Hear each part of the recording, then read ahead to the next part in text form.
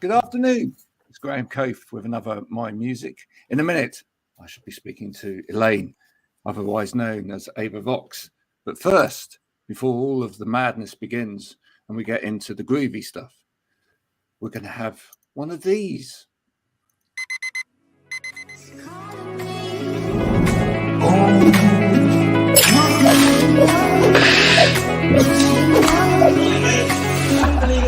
I need to get going, Mel. See you later.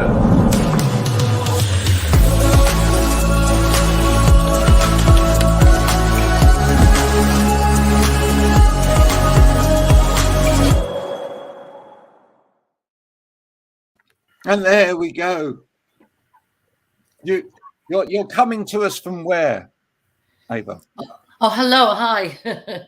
I am from, I'm just outside Dublin. I mean, anybody in Ireland will know, or maybe in the UK as well. I'm up in County Meath, just up in, not far from Enfield Village, Enfield town, a country town, just 20 minutes drive away from Dublin, where all the action's happening. So it's great. Well, that's tremendous. Well, I'm off the wagon as of tomorrow, because I've been doing dry January. So if you could send me over a decent pint of Guinness, that would be great. Oh, sure, no problem. Plenty of it down here in the town now.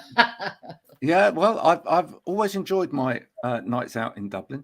What was music like for you growing up?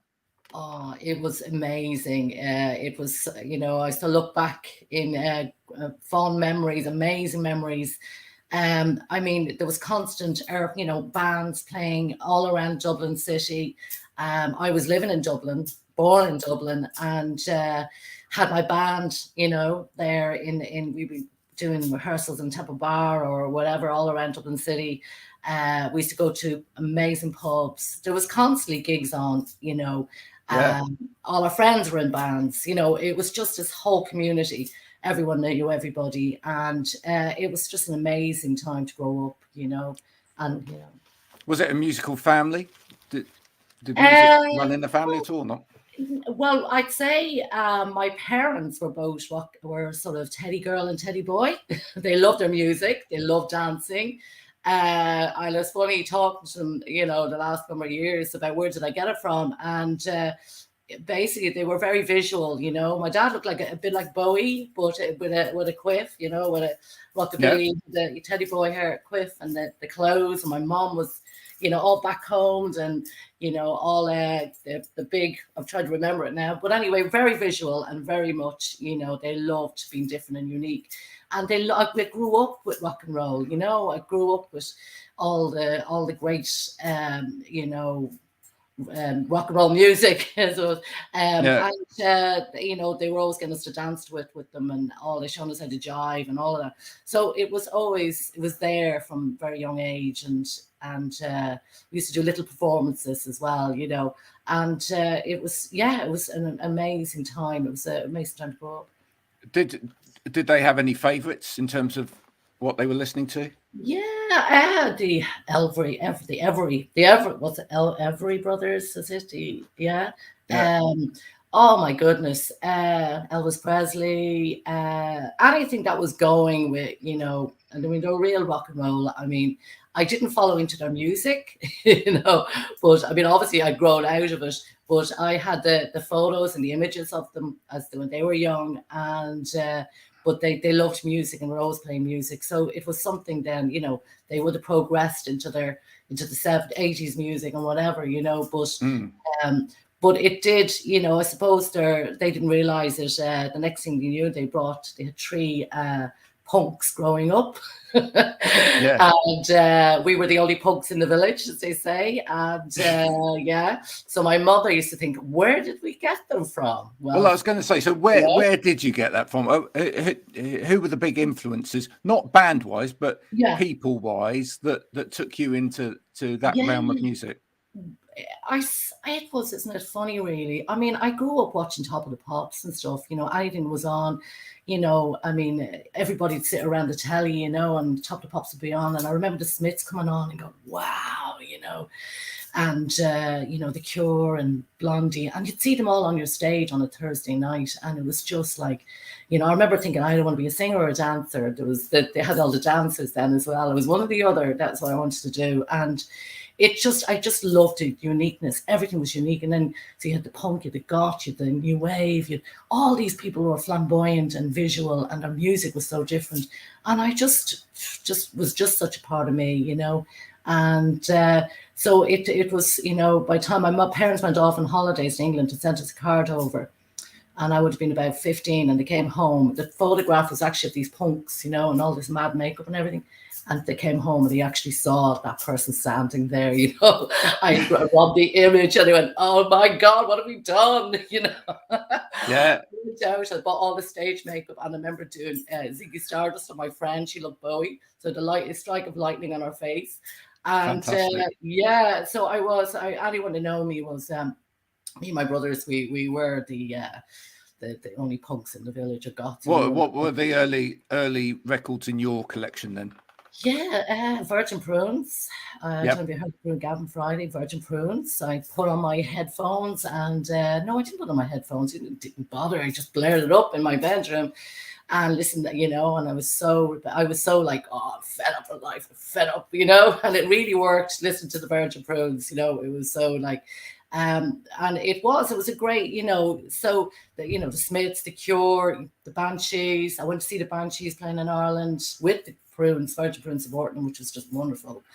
I had a vast, I mean, I you know, from the Cure, Bowie.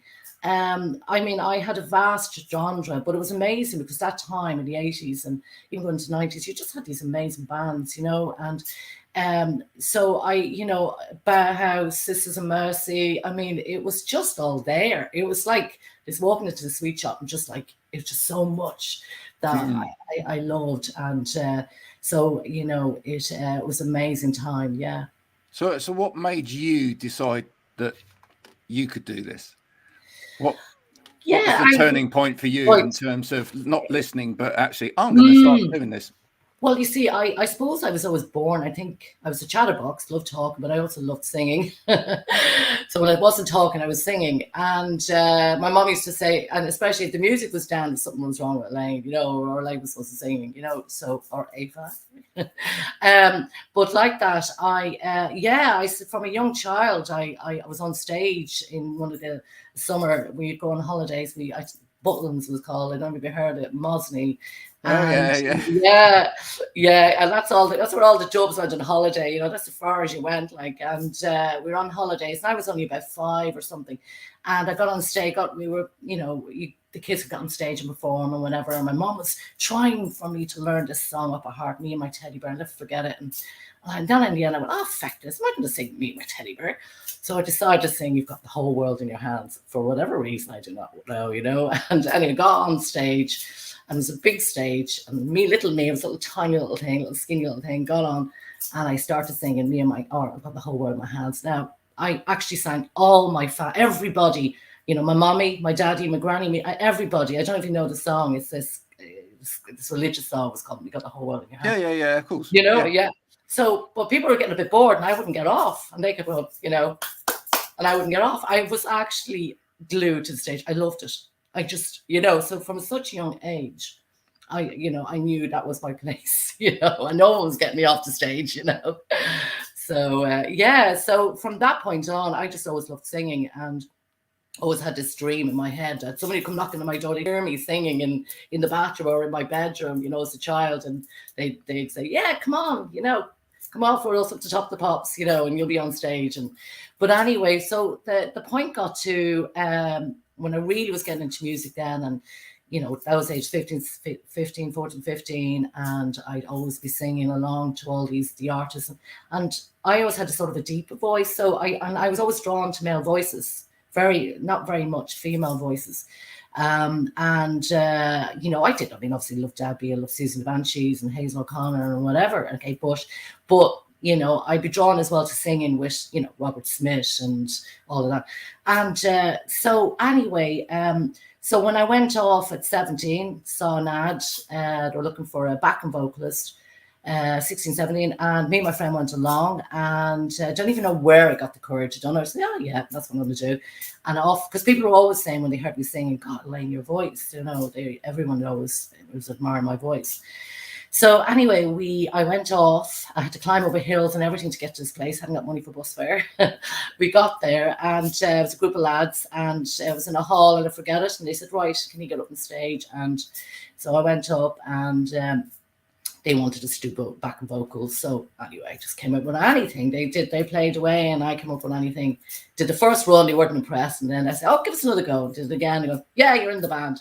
So anyway, I got in, and I was doing backing vocals. Now, we never actually got to gig now. We were practicing and so forth.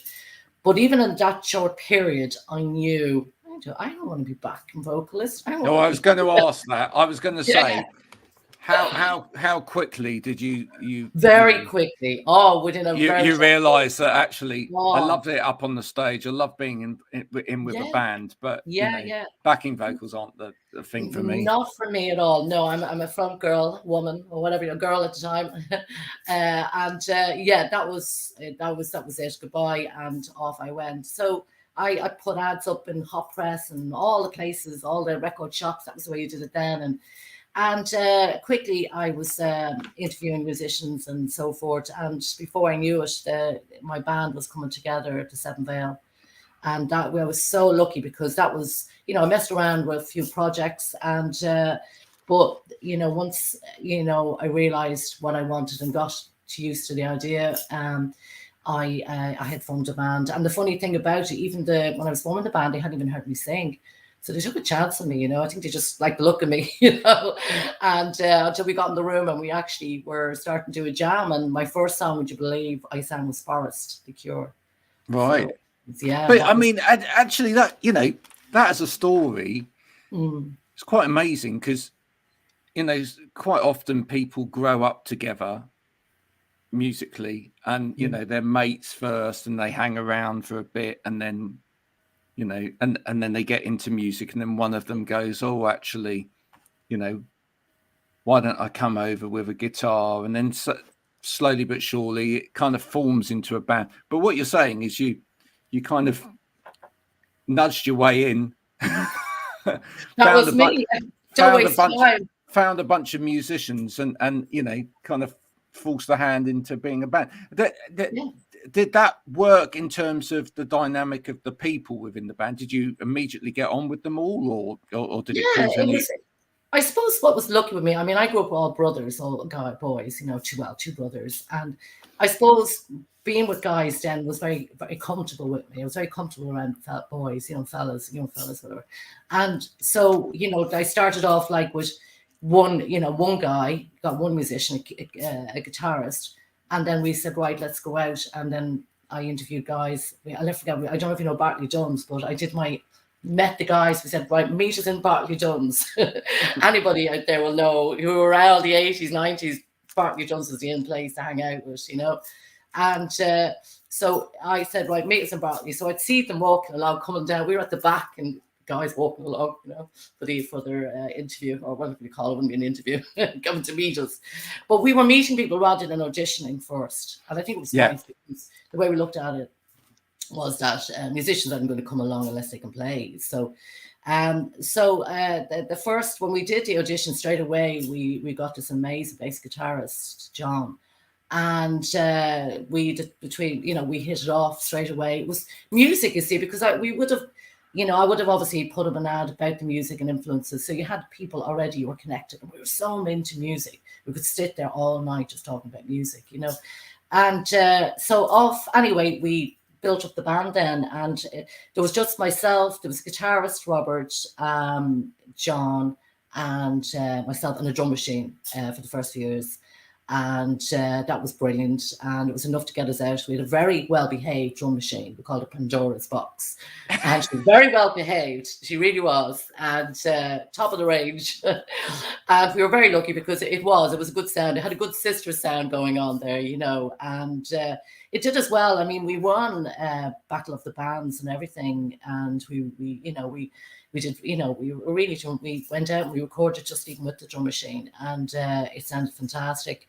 And then we went off gigging, and then after a few years, we had to sort of politely get rid of the bass guitarist. Well, it wouldn't be politely, but you know, unfortunately, rock and roll, you know, he was getting into drugs and so forth, and wanting to spend more time away. It was moving away from the band, you know, he was letting us down with massive big gigs and all, and he just wasn't turning up. And so we decided then we'd get two other musicians in. It was myself still and a guitarist, Robert.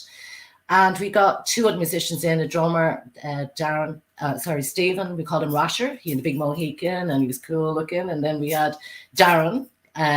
He looked like Ian Asprey, long black hair, and you know, and so we that was it. We found the two missing pieces, and having a drummer was just like, wow, you know, it was the missing piece, and it just really brought us together. And then we were messing around with now and again incorporating keyboards into it as well. And it was just, all we did was write our own music. You know, I never like that as well. We were very lucky then with musicians, you know, that we didn't fall out. They were lovely people to work with, even though we were all very young. And, you know, we just, we connected as people and as artists, and wrote and loved what we wrote. We, not in a, you know what I mean, a big-headed way, but in that we could play it and we'd be all on a high with our own music. We would just connect with it.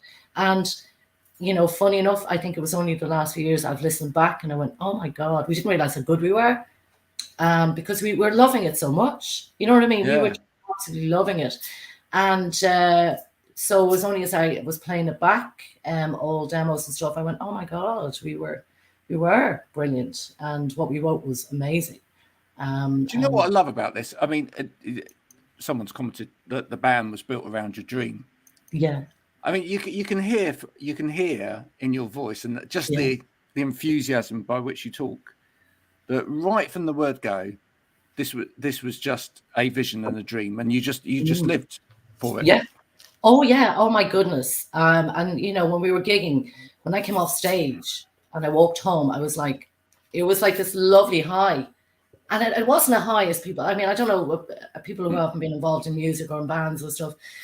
The high that you get is this adrenaline, and it's from the music, because we would play all our own music, and we really would get into it. Even on stage, you could see we connected, and we're like telling a story, and we'd be lifted from it. It was just, well, it's that great lyric, isn't it? Lost in music, and people don't necessarily understand what lost in music means. Yeah.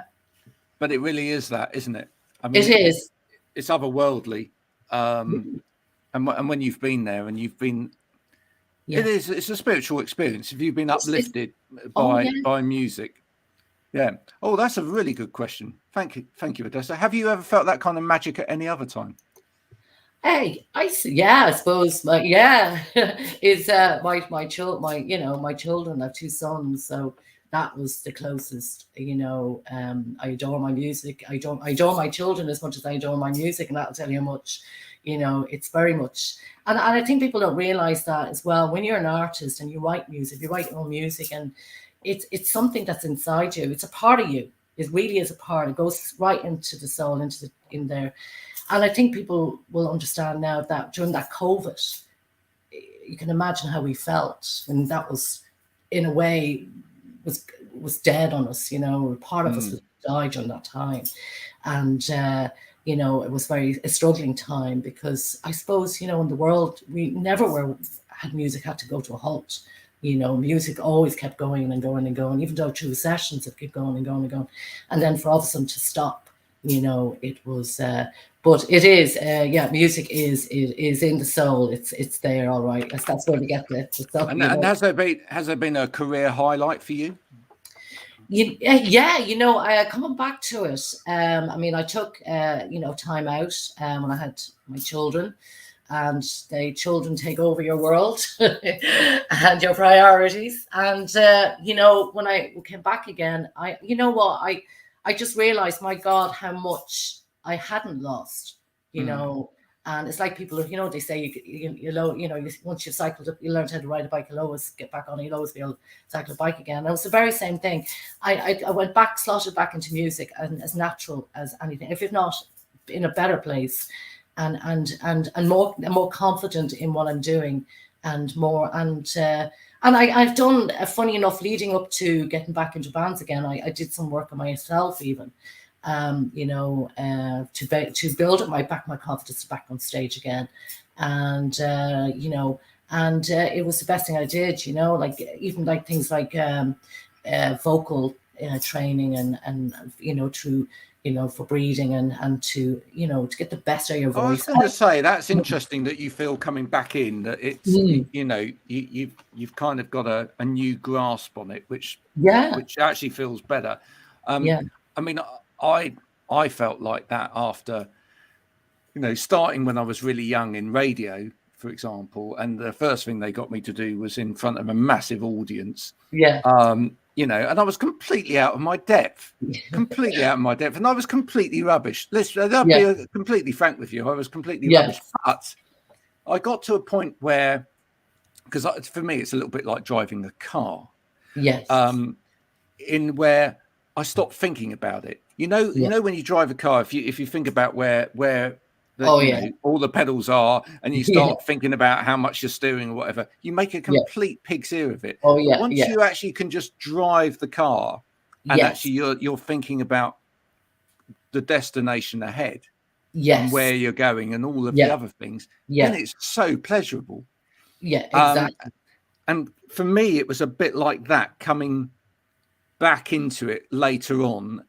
I just found that the pressure was off. I didn't feel like was it a bit like that for you? You felt like in a way the pressure was off. You kind of you know what, it was and I was, I think as well, I was getting that confidence back, and after such a having a gap, you sort of have to get that confidence back up as being even you people to hear your voice again, and I did this. I mean, it was mad. Now I did this this course in actually, for performers to get back on stage and getting your confidence again, and it was the best thing I did, because it was, again, like you said, a spiritual thing. It was sort of getting, finding that again in you and bringing it out again. And the funny thing was, they did this thing where you had to get on, you were gearing up to get back on stage. And I, every time I go in, we go into this room and you meet all these other artists, and we're all the same, and we all just stand up in front of each other, and you were there going, oh, because, smaller audience are always the worst, it was a big room, you wouldn't mind, but when there's only a few of you, you're like, oh God. And then when the finale came and I had to get on stage, and the minute I got onto stage, it was like, there I did. I went, and everyone went, Jesus, where'd you get that from? Oh my God, and I linked in the room again, I was like, and I'm not that type of person. Not like, I would not, people say, come on and then give us a song, no, unless I have my band behind me, I won't do it unless I'm on stage, I have my band behind me, and or my piano or whatever, And online, you've got a few covers that you've done. How did you go about picking those? I mean, the funny thing about it was, this was all during the COVID and then the lockdown in Ireland, and we were basically locked. It's probably the same as you probably, yourselves and everybody else. It was that, it was at this particular stage, it was like we couldn't even leave our county or leave the area where we lived. You could only go to the shops, you could only do this, that, and the other. And before that, I was doing, I'd gone back, I was learning how to play piano and all this sort of stuff. And I'd left the band I was with a band up to 2020. And I had to walk away from the band because of the COVID. We couldn't rehearse, and it was getting very stressful, and I needed direction, because I was, at this stage, I really wanted to be in a band. I had, I was going that way, you know what I mean? I was, and so I had to walk away from the band. But within a very short period, I realized, and talking to a friend, decided to go solo, because it was more, obviously, what could you do? We're in the COVID. So, and as it happened, my piano teacher was also a famous piano teacher, You know, he was in big bands and all that. And also he was a recording engineer. So I was very lucky. So I, you know, and he only lived, you know, 10 minutes down the road. Oh, well, actually 20 minutes down the road in the car. And so I, you know, I was still having lessons with him and Zoom lessons and so forth. So we organized that I'd go and record a song with him. And I thought, well, a great way to introduce myself is to maybe do a cover, you know, and I call them interpretation, because I'm doing a male song and it's my own, you know. So I tried one with him, see how it went, and again, like no band, like so, I was just me and him on a piano. So first song I picked was "Love Song," and by The Cure. Now, I would have done that with the other bands. We were messing around with a few songs. I was doing interpretations of like Lou Reed, Echo and the Bunnyman, you know, Patti Smith, you know, Because Tonight, Skin Deep, or whatever, all this. And so I chose this particular song anyway. And I said, right, I'll get that one out. So I got that one out in January. And this was to see what people thought my vocals. Great song as well. Thank you. And introduce myself as Ava Vox and say, okay, here I am, you know. And in a way, I was sort of naked in a way because all I had was a piano. You know what I mean? Like it was, I was always be a big band around me, and that's why that was a big learning curve for me to do that, you know. And it was wonderful to do it. And so I did that, and I got amazing feedback from radio stations and DJs, and told me, keep going, keep doing what you're doing. And so I went back in then, and I did Life on Mars, David Bowie. I'm a big Bowie fan as well. You can see these people I love, The Cure, David Bowie, and I did Life on Mars. And I seen that Bowie had done that, this piano version, and I thought, that's beautiful, you know. And so I said, right, I can work with that. So I've just got a piano, you know. This was Ray. Ray did that, and the two of us did that. And then final one was Tainted Love. And again, I used session musicians for that. I had a guy in England. This is all done through, you know, recording, you know, from different parts of the world. And then I had a drummer down in Cork, session musicians. So they worked with me then on Tainted Love. And so they were, it was amazing to do that. It was because in a way we were co-producing it. It was giving me a taste of that. I was also working, you know, I was learning so much more. Before I would have been in recording studios with other bands, but here I was on my own again, like, and I just learned so much from it. I did all my own PR, learned all about that as well. You know, and it was just amazing.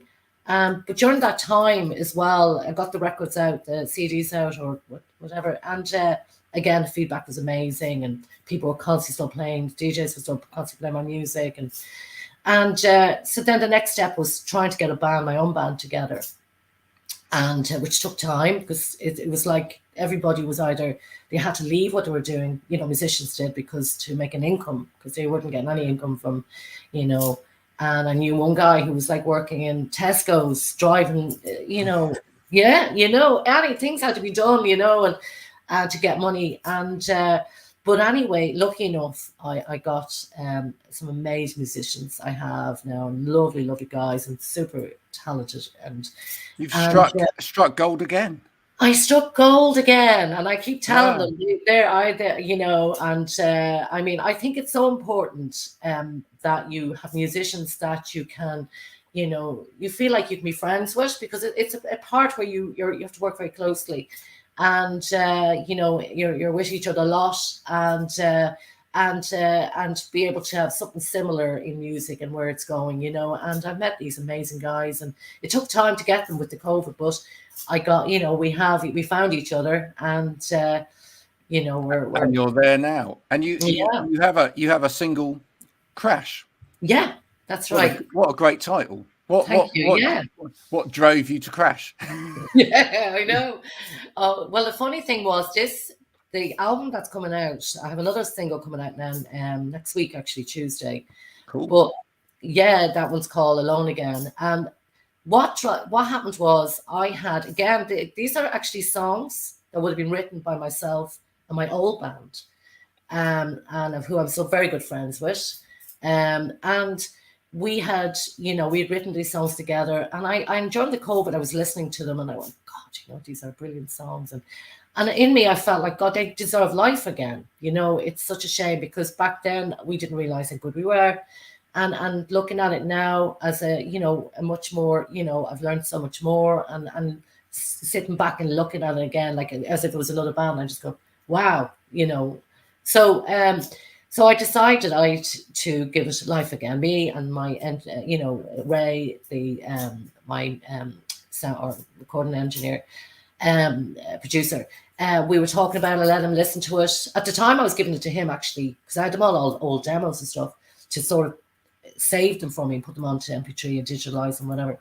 And when he heard them, he went, oh my God, Elaine, oh my God, these, Elaine, you need to do something with these. He really and I cried when he said that, because I had such love for them. And I had felt, that's brilliant. Yeah. So this is where you've got Crash. I co-produced it with Ray, and we got amazing session. I hadn't got a band at the time again, but this time we were a little bit more freedom. We were allowed more freedom. And so I got, he had some great contacts. So I got amazing musicians in, as you can hear even from Crash. And these guys have worked like Mick Jagger, Elvis Costello. They've toured the world. These guys are massive, big musicians. They're now session musicians, but I was so honored to be with them. And even the music, I had another music engineer and sound engineer in, and who's worked in massive, big, big projects around the world. And it was just, there were lovely people to work with, amazing. And for me, the most important part was, if I was getting people coming in to help me, was that they felt they love for these songs. I wanted to get that part in. And that definitely comes across. Definitely comes across. So if people want to hear this music, yes, where do they go? We're everywhere. I'm everywhere. You Google Ava Vox, you will find me everywhere. You have your own website. I mean, that's a great place to start. I have my own music. I think people should start there. So it's avavoxmusic.com.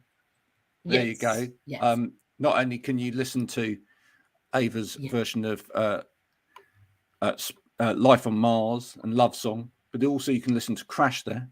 Yeah. And you can actually get details of upcoming releases on there. And that's probably the best place to start. It is, and I'll be updating it now as well. There's a lot more to go up on it. I'm planning my gigs now. We're all, being able to go out and gig again now. So that's there's dates coming in. So I cannot wait for people to come and hear me perform my songs. Well, I look forward to that too. And if you ever come across to the southwest of England, do let us know. Yeah, we will. I will definitely will be going. Yeah. Of course, we couldn't let you go without bringing up the lyrics to Life on Mars. So you up for a quick sing? Pardon? Are you up for a quick sing? What's that mean? Would you like to join in? I wasn't expecting that one. I think you know one. It's a god-awful small affair to the girl with the mousy hair. But her mommy is yelling no, and her daddy has told her to go. But her friend is nowhere to be seen, for she's lost in a sunken dream. Anyway, I'm on the wrong key, but anyway. So much for doing that. Thank you so much. Such a good sport, and thanks for coming on today. Thank you very much, Graham. It's been a pleasure talking to you, pleasure meeting you. You're so enthusiastic about your music. I love the fact that you're living the dream, and you've lived a dream all your life. I think that's a wonderful, wonderful thing. Absolutely. So if you'd like to know a little bit more about Ava and her music, do check out her website, which is avavoxmusic.com. Go there now. Listen to some music and then order it when it's available to buy, and should be ever so pleased, because that's what keeps musicians on the road. It is indeed. You said it. Thank you. Thank you very much. Thanks very much. Thank you. Thanks for coming in, and speak to you soon. You too. Thank you. Cheers. Bye for now.